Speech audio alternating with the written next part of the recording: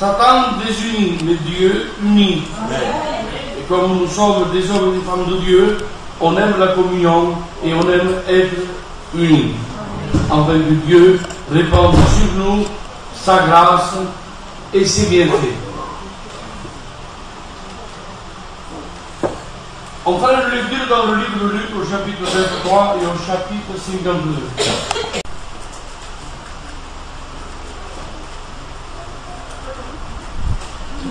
Joseph d'Arimathie se rendit vers Pilate et demanda le corps de Jésus. Il descendit de la croix et il l'enveloppa dans un linceul blanc. Il le déposa dans un sépulcre neuf, taillé dans le roc, où personne n'avait encore été mis. Amen. Par l'Esprit, on se rend à Jérusalem. Et on se rend à ce jour, qui est un jour normalement funeste, un jour de pleurs et de lamentation, la mort de Jésus-Christ. Et la Bible nous dit qu'un homme nommé Joseph d'Arimathie demanda à Pilate, le procurateur de la Judée, la permission de détacher le Christ de la croix. Donc il se rendit auprès de Pilate, il fit sa demande et Pilate lui accorda la permission à Joseph d'Arimathie donc de descendre le corps du Christ qui était resté sur la croix du Calvaire. Et notre texte dit, et Joseph d'Arimathie osa demander. Personne n'osait, mais lui il a osé. Ce n'était pas une avance pour faire du mal. Il y a personne qui ose des choses qui dépassent, qui font mal. Mais cette fois, non, il était poussé par la grâce de Dieu. Et quand un homme est poussé par la grâce de Dieu, il ose faire des choses, demander des choses, n'est-ce pas, qui paraissent peut-être un peu... Non, non, s'il est dirigé par Dieu, ne mettons pas des barreaux, ne mettons pas des barrières, mais accompagnons les hommes qui sont poussés par le Saint-Esprit. Et Pilate donc lui accorda la permission. La Bible dit, et Joseph enveloppa Jésus, une fois qu'il est descendu de la croix, dans un linceul blanc. Le linceul n'était pas de n'importe quelle couleur. Le linceul était blanc. Parce que Jésus reste pur.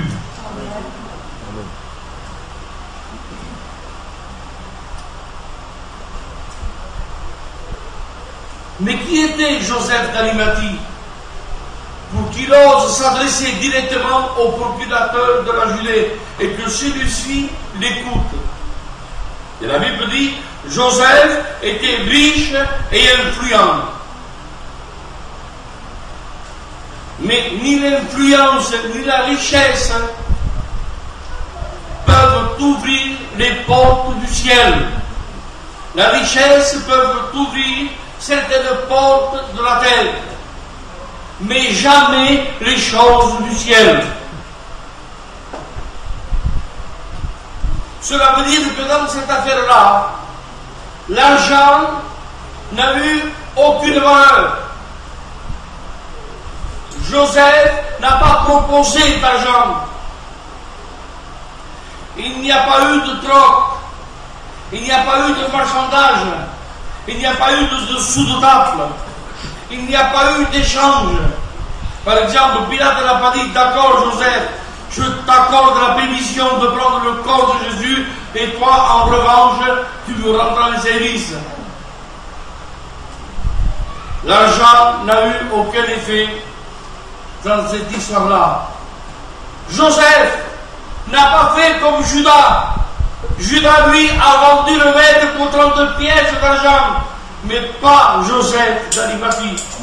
Parce qu'il sait que les choses du ciel ne s'achètent pas, ne se troquent pas, ne se vendent pas. Les choses du ciel se reçoivent par grâce et se gardent précieusement dans nos cœurs et dans nos vies. Amen. Si l'argent n'a joué aucun rôle dans cette affaire, quels sont les autres ingrédients, les autres valeurs que Joseph a mis en avance?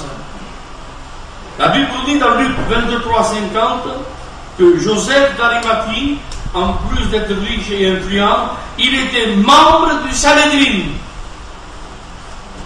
Aujourd'hui, membre du comité.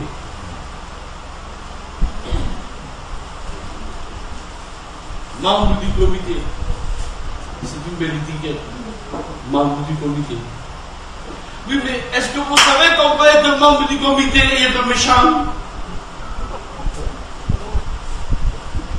Être membre du comité et faire les choses à l'envers. Membre du comité et écraser celui qui est à terre au lieu de lui donner la main pour le relever. On peut être membre du comité et fermer les églises au lieu de les ouvrir. On peut être membre du comité et au lieu de faire prêcher la jeunesse, qui c'est notre avenir, les freiner. Membre du comité. Si c'est voulu par Dieu, si tu es dirigé par Dieu, tu feras les choses de Dieu. Amen. Donc, membre du comité, ça n'a pas d'influence sur Pilate, riche non plus, et célèbre encore moins. Parce que Pilate, étant lui-même un homme grand, un homme important, il avait l'habitude de parler avec les grands de la terre, et ce n'était pas un riche de plus qui allait lui faire tourner la tête. Et alors pourquoi Pilate lui a accordé, Joseph d'Arimathie, de prendre le corps de Jésus? C'est parce qu'il avait deux autres qualités. En plus d'être riche, influent et membre du Sanhédrin, Joseph avait deux qualités. Comme à l'antenne. La Bible dit, il était juste et bon. Amen. Amen. Il était juste et bon. Voilà pourquoi Pilate lui a ouvert les portes. Voilà pourquoi Pilate lui a dit oui. Parce qu'il était juste et il était bon. Le bon témoignage nous ouvre les portes. Amen. Parce que les païens, sans venir dans l'église, savent qui sont les bons chrétiens des mauvais. Les païens du dehors, sans venir dans l'église, savent qui sont les bons pasteurs des mauvais. Et Pilate savait que Joseph était juste et bon. Bien. Deuxième question. Tout en haut. Pourquoi Dieu a-t-il permis que Joseph d'Arimathie fasse les funérailles de son fils? Dieu n'a qu'un fils unique, son fils. Et il a permis que Joseph d'Arimathie ensevelisse Jésus, qu'il fasse les obsèques de Jésus, qu'il fasse les funérailles de Jésus. Pourquoi Dieu a-t-il permis? La réponse se trouve dans Luc 23:51. Il dit parce que Joseph d'Arimathie, tout en étant membre du Sanhédrin, il n'avait pas participé aux actions des autres. Quand le Sanhédrin s'est réuni avec des faux témoins pour accuser Jésus, lui, il n'a pas participé. Et parce qu'il n'a pas participé à ce tribunal qui était faussé, à ce tribunal qui était mensonger, à ce tribunal qui était injuste, parce que lui, il s'est retiré de cette affaire, il est resté propre devant Dieu. Amen. La Bible nous dit que Joseph aimait Jésus dans le secret. Il était disciple de Jésus. En secret, tout en étant membre du Sanhédrin, il avait donné son cœur à Jésus. Et il l'aimait dans le secret. J'aime Jésus de tout mon cœur. Je ne sers pas comme lui voudrait. Je ne suis pas à la hauteur que lui, il espère de moi. Loin de là. Mais je l'aime de tout mon cœur. Et c'est vrai ce que je vous dis. Mais Jésus, je ne l'aime pas simplement à la croix du Calvaire où il m'a sauvé. C'est là que je l'ai rencontré. C'est là que vous l'avez rencontré, à la croix du Calvaire. Mais à Jésus, je ne l'aime pas simplement qu'à la croix. Je l'aime dès sa naissance à Bethléem. Amen. Dès qu'il est né à Bethléem, je l'aime déjà.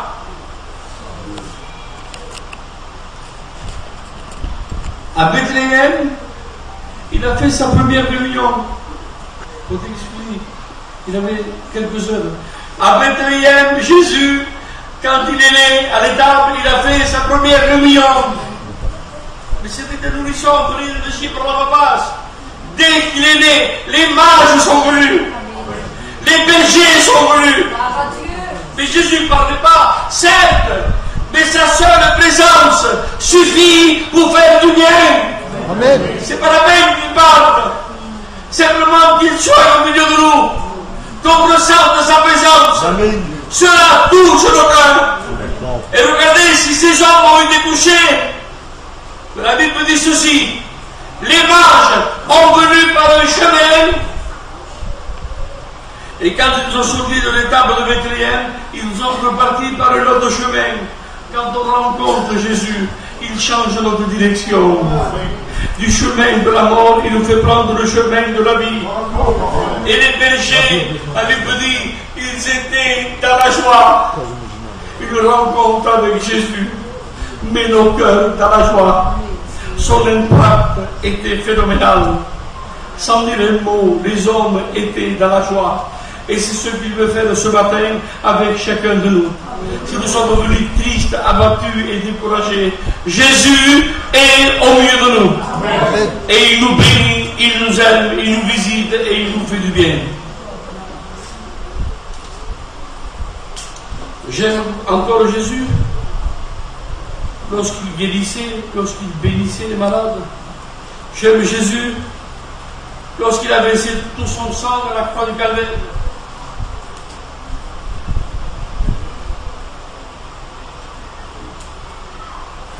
J'aime Jésus lorsqu'on l'a mis dans le tombeau. Je l'aime encore lorsqu'il est ressuscité. Je l'aime encore lorsqu'il est monté au ciel. Et regardez si on l'aime encore. On attend qu'il revienne. On attend qu'il revienne. C'est parce qu'on l'aime encore. Amen. Amen.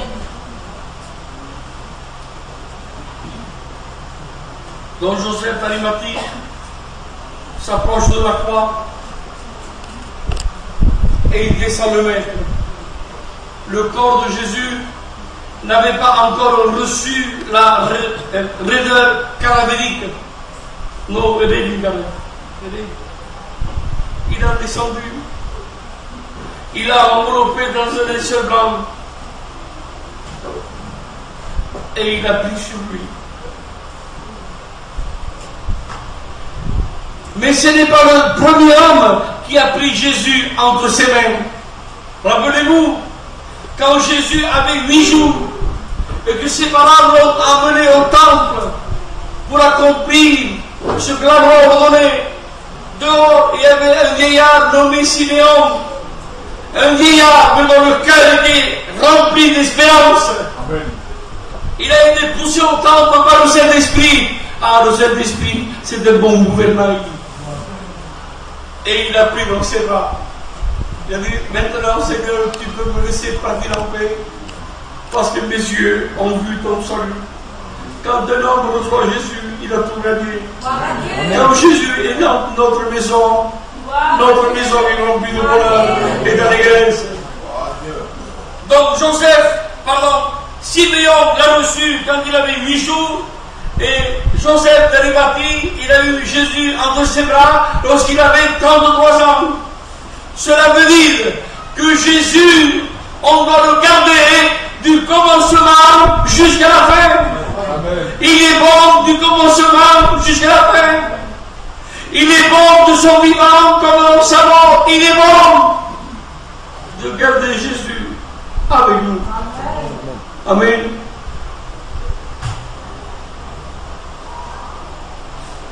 Enveloppé dans un linceul, pas dans une étoffe épaisse, un linceul, et je vous donne une chose, esprit.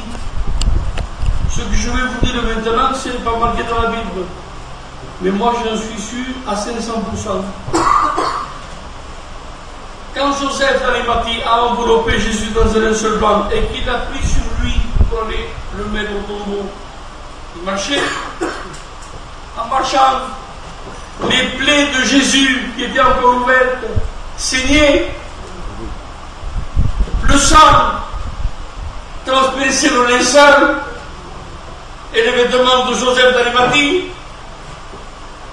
Mon poumon devait être touché par ce sang qu'il avait sur lui, Jésus. Ah, qu'il est bon ce matin d'être touché par le sang précieux de Jésus. Oh, alléluia, alléluia, alléluia. Il est bon d'être touché par la grâce de Dieu. Grâce imméritée. À quel sommet l'espace? Mais qui sont tous les gens? Est-ce que vous me réussissez? Non, a quel sommet l'espace? Perché il papà di tu cose di voi che te guardi. Che te guardi. Perché non va potere tu finire la smalta.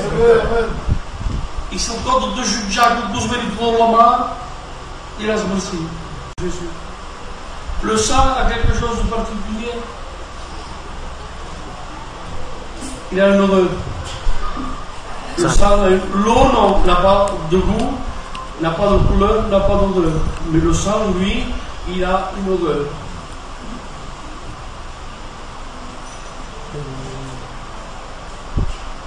Et cette odeur qui se dégageait du sang du corps de Jésus, ce n'était pas l'odeur de la mort. Le parfum du sang de Jésus dégage la vie. Amen. C'est un parfum agréable. Et les démons fuient simplement quand ils sentent l'odeur du sang de Jésus, ils tremblent. Amen.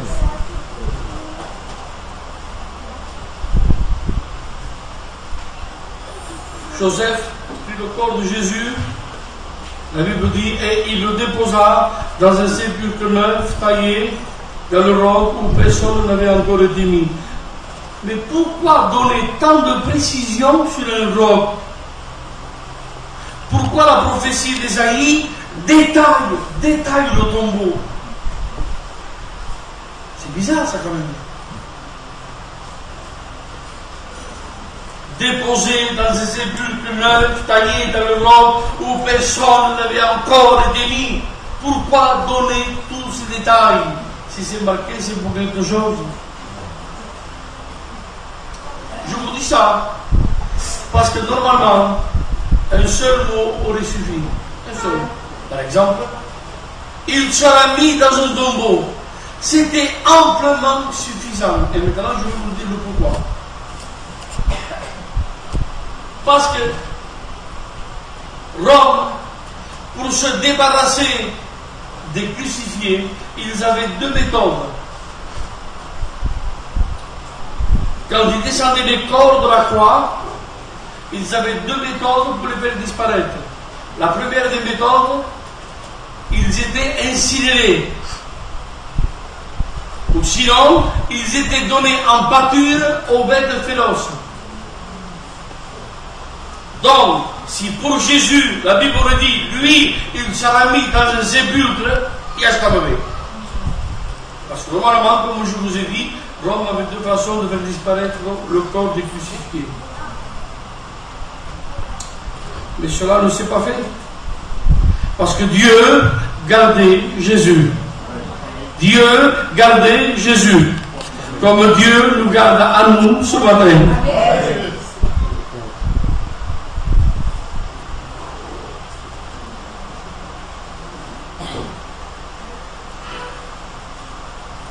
Mais il nous gardait de quoi? Que des hommes viennent dérober son corps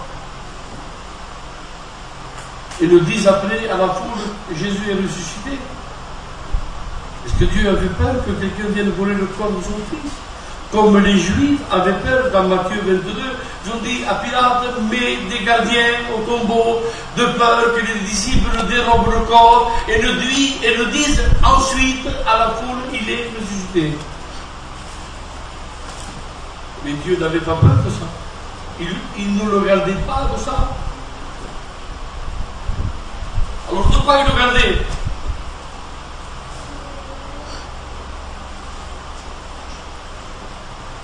Est-ce que Dieu le regardait, par exemple, de peur que Satan ne ose réclamer le corps de Jésus comme il avait fait pour Moïse? Quand Moïse a été enseveli, Satan voulait prendre son corps. Heureusement que Dieu a envoyé un ange, un archange pour défendre le corps. Donc, est-ce que Dieu avait peur que Satan le prenne ou nous réclame le corps de Jésus? Non! Il n'aurait jamais osé toucher le corps de Jésus. Il saurait brûler les doigts. Mais alors, comment il le regardait? Dieu dit, je veille sur ma parole afin que celle-ci s'accomplisse. Donc Jésus était gardé par les prophéties bibliques. Amen. Gardé par la parole de Dieu. Il dit dans le psaume, dès le sein de ma mère, tu me gardais. Jésus a été gardé par Dieu et par la parole de Dieu.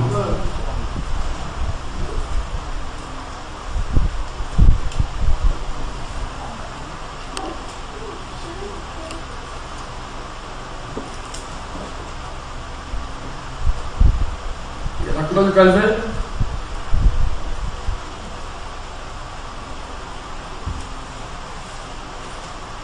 Jésus poussa un cri, il dira, j'ai tout accompli. Qu'on le prenne petit ce monde, qu'on le prenne petit, que je le prenne, que je le voyais petit. Père, j'ai tout accompli. Mais qu'est-ce qu'il avait accompli? En montant à la croix et en donnant sa vie pour nous, regardez ce qu'il a fait. Il a accompli toutes les prophéties de l'Ancien Testament. Il avait accompli toutes les prophéties du temps présent, de son temps à lui, et il a accompli toutes les prophéties du futur. Il a tout accompli pour le passé, pour le présent et pour l'avenir. Il a tout accompli.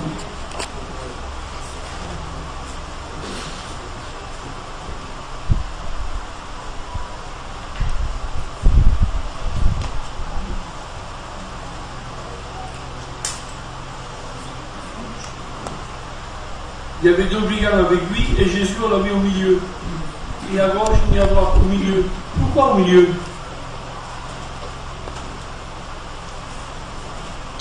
Pourquoi mettre Jésus au milieu? Les Jeux Olympiques viennent de se terminer, je crois, à Londres. Viennent de se terminer. Quand il y a une course de l'athlétisme, pour gagner un prix, 10 hommes se mettent à courir, par exemple, mais 3 gagnent des prix. Le premier qui gagne le premier prix, on le fait monter sur le podium. À quelle place on le met? Au milieu. À la première place, au milieu. Quelle médaille on lui remet? De l'or. Jésus c'est le premier. Jésus c'est notre maître. Jésus c'est le gagnant. Il a tout accompli. Donc on le met au milieu. Il a gagné. Et on lui a remis quoi? La couronne d'or. Il est couronné d'or, c'est le Fils de Dieu, il est le roi des rois. Celui qui gagne le second prix, on le met par exemple à la droite. Et on lui remet une médaille d'argent. L'argent dans la Bible, c'est le symbole du salut et de la grâce de Dieu. Eh bien, le brigand qui était à sa droite a été enlevé. Le troisième, on le met à gauche. Celui qui gagne la course, par exemple, on le met à gauche et on lui remet une médaille de bronze. La Bible dit que le bronze, c'est la malédiction. Le brigand de gauche a été perdu. Mais Jésus a été mis au milieu parce qu'il a gagné. Et cette victoire, il nous la donne pour chacun de nous ce matin. La victoire est pour nous ce matin, pour chacun de nous.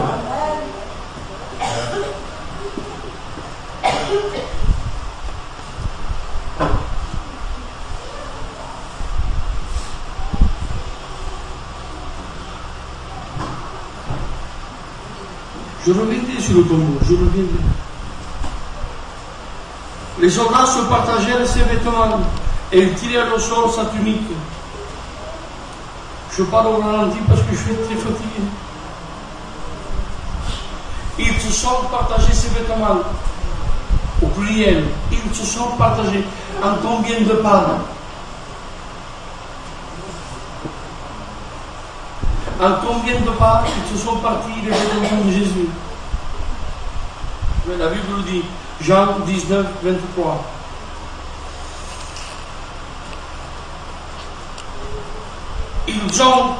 Il y avait 4 soldats et chacun a pris sa part. Ils ont fait 4 parts. Pas 3 ni 5, 4 parts. Cela symbolise que le salut de la croix de Calvaire est partagé pour les 4 coins de la terre. Amen. Amen. Tous les habitants de la terre ont droit à la grâce de Dieu. Et ce matin, si tu t'approches de la croix, il y a une part pour toi de bénédiction, de grâce, de bonheur et de force nouvelle. Tandis que sa tunique, ils ne l'ont pas touché, ils ne l'ont pas déchiré. Les vêtements lui ont déchiré, mais pas la tunique. Alors pourquoi ils n'ont pas déchiré la tunique et ils ont déchiré les vêtements? Cela symbolise ceci. En déchirant les vêtements de Jésus, cela veut dire que Satan a pu toucher à son humanité. Il lui a fait mal, il l'a brisé à son humanité.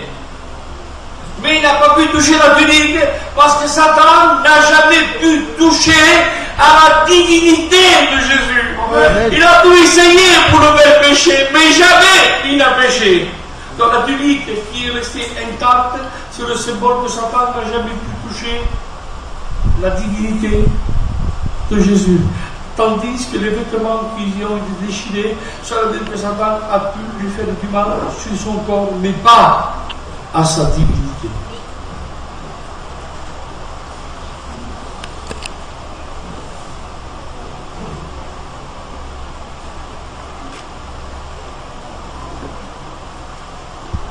Une fois qu'ils étaient à la croix, écoutez quelque chose.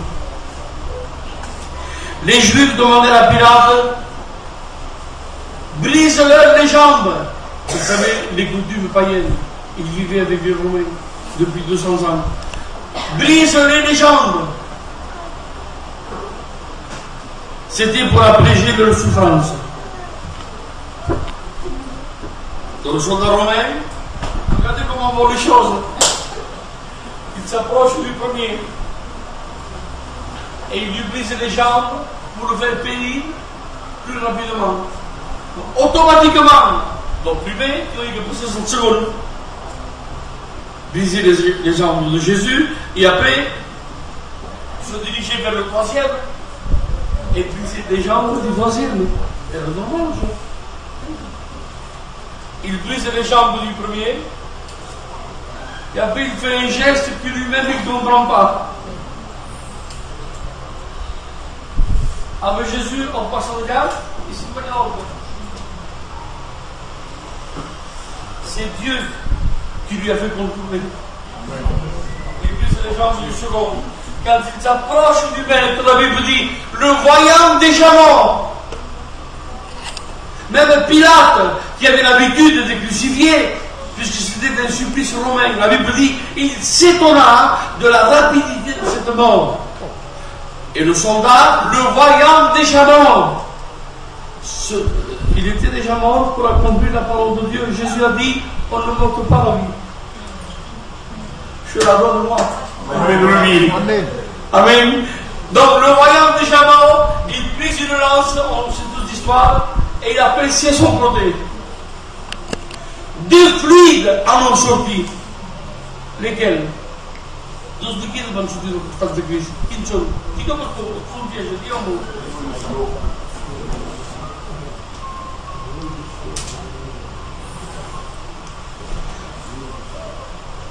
Il y a à peu près 9 ans de cela, j'étais au docteur, faire une visite, et à la fin, je dis voilà.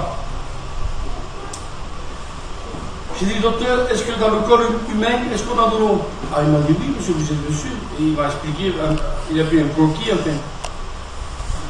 J'ai dit, alors comment ça se fait que si je me coupe, je ne vois pas d'eau, je vois que du sang? Il dit, ben, parce que le sang est incolore, le sang est rouge à cause de l'hémoglobine, et le sang prend le dessus. Mais l'eau est liée. Ah. Et je lui ai dit, comment cela se fait-il qu'à la croix du calvaire, du côté de Jésus, il est sorti du sang et de l'eau?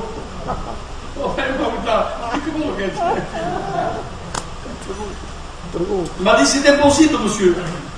C'est vrai qu'il y a de l'eau et du sang dans le corps, mais que les deux se séparent, c'est impossible. Ah, j'ai dit, bon, docteur, mais moi j'ai pensé au texte, ce qui est impossible aux hommes est possible. Amen. Qu'est-ce qu'il a fait avec son sang? Il nous a purifiés. Il nous a purifiés de tout péché. Amen. Et de toute iniquité. Et l'eau, c'est la quoi? On nous l'a vu. Qu'est-ce qu'il a fait, Jésus, avec de l'eau? Qu'est-ce qu'il a fait?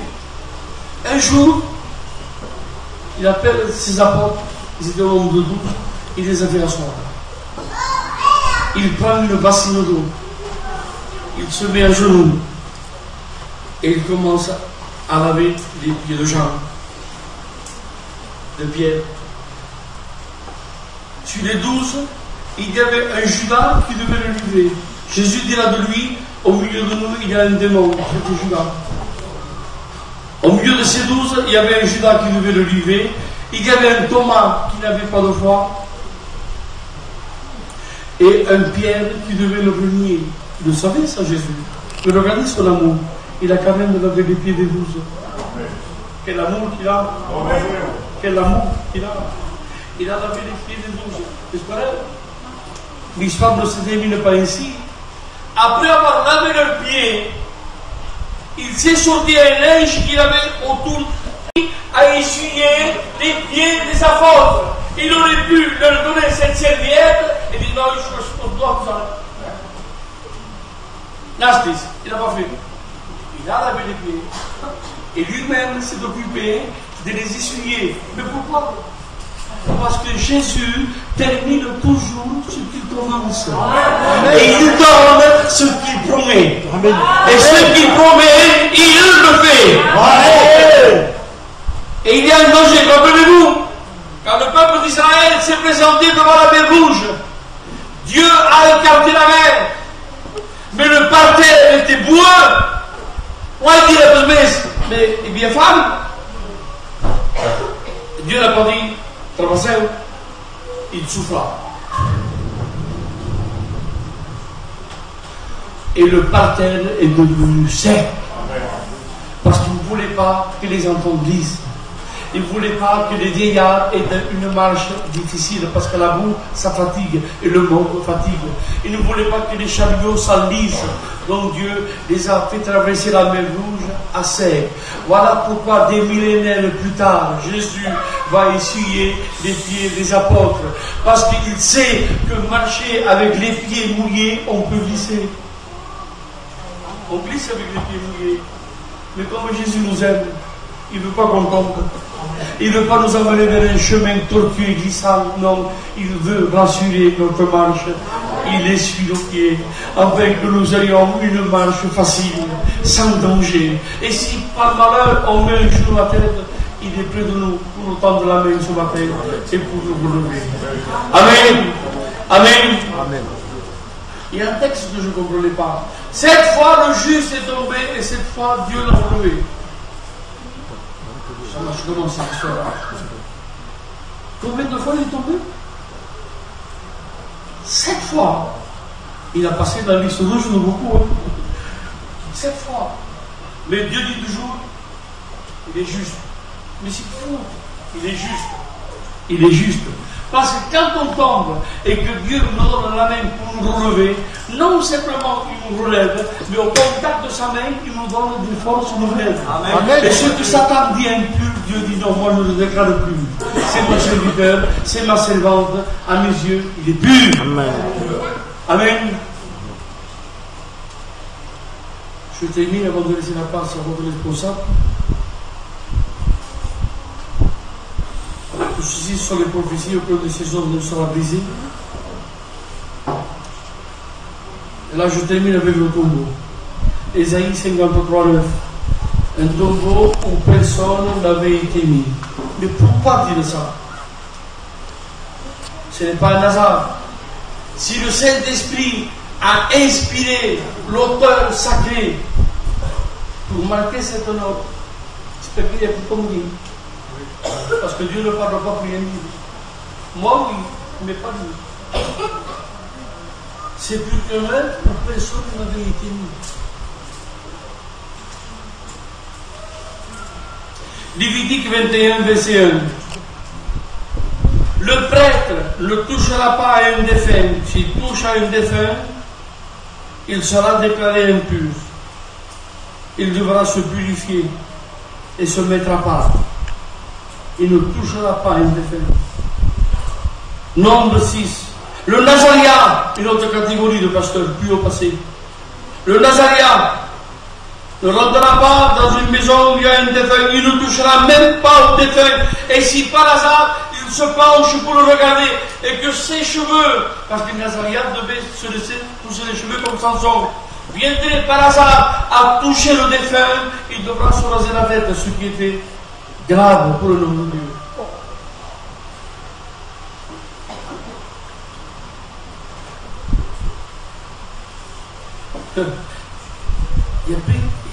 Il y a quelque chose dans ce temps qui m'a étonné. Il dit le prêtre pourra rentrer pour voir sa famille. Si c'est son père, si c'est sa mère qui ont décédé, ou ses enfants, ou un frère, mais pas la part de sa femme. Il pourra rentrer si son père, si sa mère, si ses frères, si c'est ses fils, mais il ne dit pas sa femme. Étonnant. Étonnant. Étonnant. C'est pas facile, mais je comprends.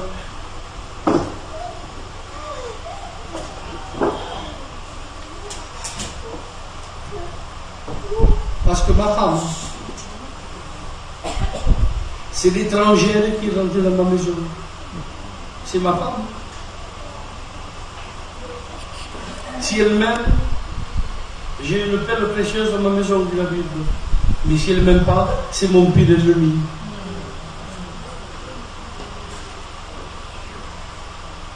Voilà pourquoi Dieu ne la cite même pas. Donc, s'il était interdit pour ces hommes de Dieu de s'approcher, de ne même pas de le toucher, qu'est-ce que cela aurait été si on aurait mis le corps de Jésus, qui était sans tache, qui était pur, dans un sépulcre qui a déjà connu la mort, avec pour l'espérance de toi, dans un sépulcre qui sent l'odeur de la mort comme le sépulcre de Lazare. Satan aurait pu revendiquer et dire, par exemple, c'est vrai, il n'a jamais péché, j'ai jeté contre lui toutes mes flèches, mais je n'ai jamais été touché. J'ai joué contre lui toutes mes cartes. Je l'ai réussi. Dès sa naissance à Bethléem, j'ai empoulé à sa vie. Mais il m'a échappé des mains. Au lac de Galilée, j'ai voulu le faire sombrer, mais je n'ai pas pu. J'ai voulu le faire lapider par les gens de Nazareth. Je n'ai pas pu, parce que Jésus n'était pas prévu pour mourir de cette façon-là. Il était destiné pour mourir à la croix du Calvaire. Et j'ai tout essayé.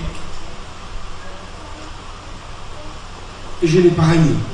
Mais là, humaine, en le mettant dans un sépulcre qui a connu la mort, vous l'avez souillé. Vous l'avez souillé. Alors pour pas que Satan puisse un jour revendiquer cela à Dieu, Dieu a eu la vigilance de le mettre dans un sépulcre où personne n'était rentré, afin que personne n'ait rien à dire. Parce que Jésus est propre même dans la mort. Amen. Il est saint même dans la mort. Il est juste même dans la mort. Speriamo. Ancora che Dio verifica a un sepolcro che Dio déjà servi. En supposant que Dieu l'aurait mis dans un sépulcre qui aurait déjà servi. Tu n'avais rien à dire. Ne sais-tu pas que ce que Jésus touche, il le rend pur. Donc même si on l'aurait mis dans un sépulcre qui aurait déjà servi, il n'aurait pas été sauvé. Maintenant, pour terminer, je termine. Le mot tombeau en hébreu se dit que nous avons en catalan. Le mot tombeau en hébreu se dit kabot.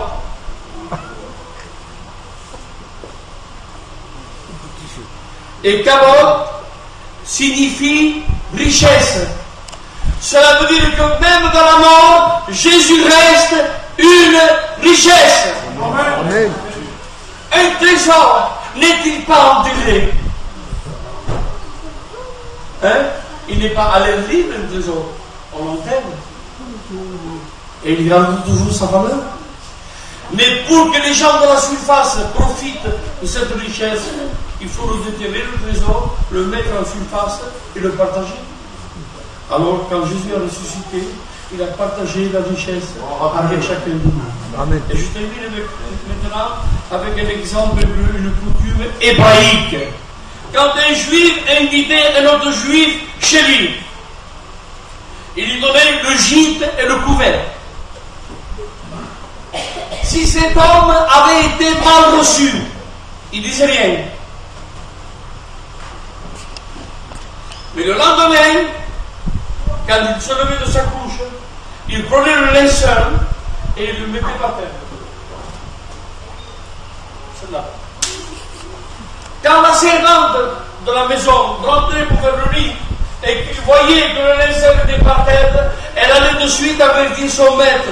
Maître, le linceul était par terre. Cela signifiait ceci: j'ai été mal reçu et jamais plus je viendrai dans cette maison.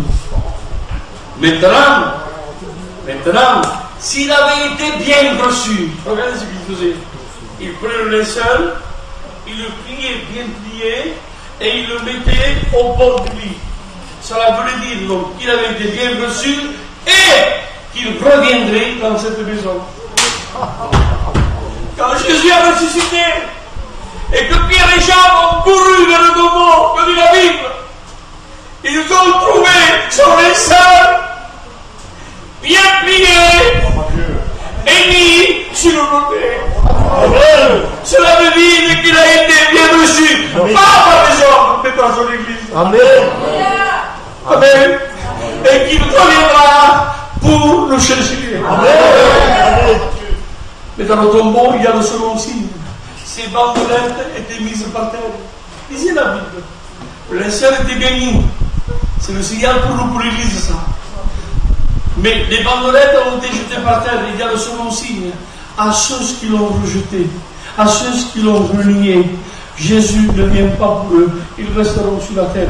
Mais nous, son Église, on partira avec lui. On partira avec lui. On partira avec lui. Que son nom soit loué. Et que son nom soit glorifié. Au nom du Seigneur, Amen. Seigneur, sois béni, sois loué, parce que tu es un Dieu de grâce et un Dieu de miséricorde, et tu nous aimes à tous au même niveau, parce que devant toi, il n'y a pas ni grand ni petit. On est tous des pécheurs qui avons été rachetés par grâce, touchés par le sang précieux de Jésus-Christ. Et ce matin, nous sommes devant toi pour t'adorer, pour te célébrer, pour te glorifier, pour te donner un culte agréable, pour t'exprimer la joie de ton salut. Et pour terminer, celui qui me garde encore. Spero non morire, spero non morire.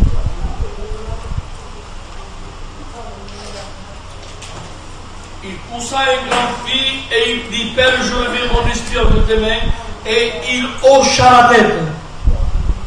Vous dites comme ça? Vous pensez que c'est pas pour raconter ça? Quand il est mort?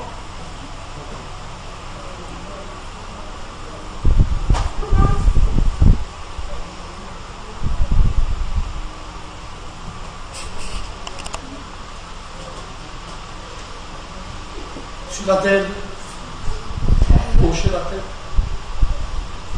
C'est donner une révérence à quelqu'un. Avant, on disait comme ça, une chose pour l'autre. Il y a une époque où on faisait comme ça. Quand il a hoché la tête, quand il a baissé la tête, c'était pour honorer une personne. C'était pour donner honneur à quelqu'un. À Dieu, non. Aux anges, non plus. Au Saint-Esprit, non plus. À qui? Chi méritait révérence de la part du Maître? Uno solo persona non stava a riuscire. Sono l'Église qui peut reconnaître. Amen. La voglio mettere. Il s'inchinano. Amen. Son nom soit loué. Son nom soit béni. Que son nom soit glorifié. Merci Seigneur pour ta grâce. Merci pour chacun de tes bienfaits. Amen. Merci pour la croix de Calvaire. Merci pour le tombeau qui est ressuscité, plein de gloire et plein de force. Du tombeau, ne se dégagez pas l'odeur de la mort, mais l'odeur de la vie, l'odeur de la victoire. Loué soit ton nom, Seigneur, pour chacune de tes merveilles. Merci pour la patience que tu as pour chacun de nous. Parce que ta patience est notre salut. Merci pour tes bienfaits que je ne mérite pas. Merci pour toutes les fois que tu m'as encouragé, que tu m'as aidé, que tu m'as relevé. Merci que tu m'as béni, or que je méditais d'être écrasé. Merci Seigneur pour tous les bienfaits. Merci mon Dieu. Bénis ce matin l'Église. Bénis nos soeurs, bénis l'Église, bénis les frères. On veut te louer maintenant avec un esprit d'allégresse. Louez le Seigneur.